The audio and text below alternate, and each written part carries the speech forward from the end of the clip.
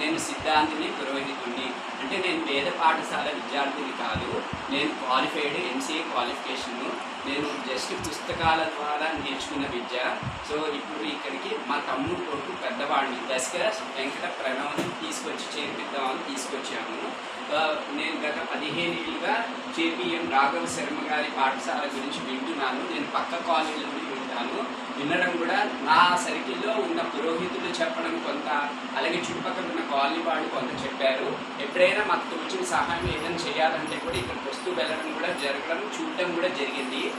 So అలా కొంత, అలాగే 2 పేరెంట్స్ వెనకాల కూడా విని రావడం కూడా జరిగింది. సో అది దృష్టిలో పెట్టుకొని మా తమ్ముడు కొడుకుని ఒక మంచి వేద పండితుడు చేయాలనే ఉద్దేశంతో, అంటే వాటికి ఎంతవరకు వస్తే అంతవరకు వారు చేస్తారన్న నమ్మకంతో, వారి మీద ఉన్న ఇదితో ఇక చేర్పించడానికి, వారికి చెప్పడానికి వచ్చాము. ఈరోజు తీసుకుని వచ్చాము, ఈరోజు చేర్పిస్తున్నాము.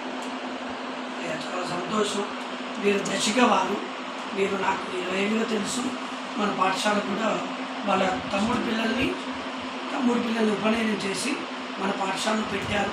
మన పాఠశాల మీద ఉన్న నమ్మకానికి వారికి కృతజ్ఞతలు చెప్తున్నాను. ఎందుకంటే 30 ఏళ్ళుగా మనం 12 మంది క్రమపాఠిని, 2 ఘనపాఠిని తయారు చేసిన ఘనత ఈ పాఠశాలకు.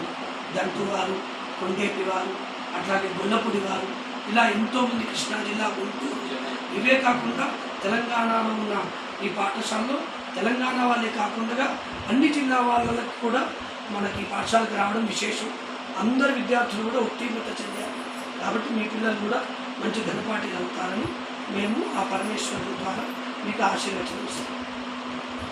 కృష్ణా జిల్లా గిద్దలూరు నుంచి వచ్చారండి.